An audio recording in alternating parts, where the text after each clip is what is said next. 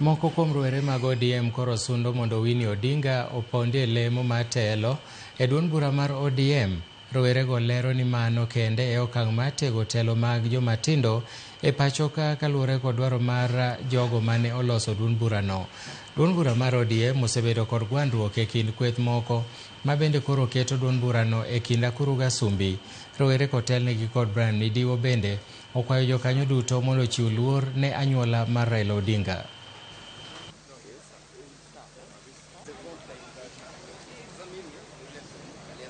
To ma awuoyo nikech chama marwa mar ODM. Chama mar ODM sani nitie gi tungni moko ka gi ka. Ma ng'ato koyieni mondo wach paro mare. Ng'ato koyieni owach pache.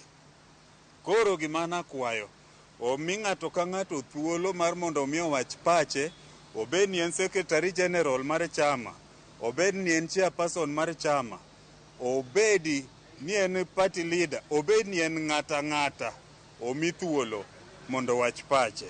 Kasto moloyo wabed gi riwruok moro achiel mondo cham odhi nyime.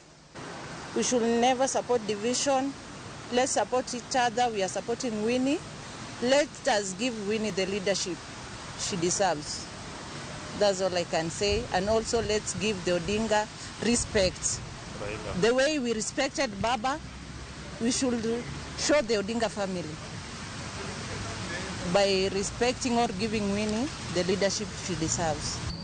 I want to advise them, this is a free advice to the elderly generation, that the push you are seeing from Winnie Odinga, the push you are seeing from Babu Owino, the push you are seeing from Brian Midiwo, what the young people are trying to say is that they've been trying to fight for a space on the table, but they've not been finding this space.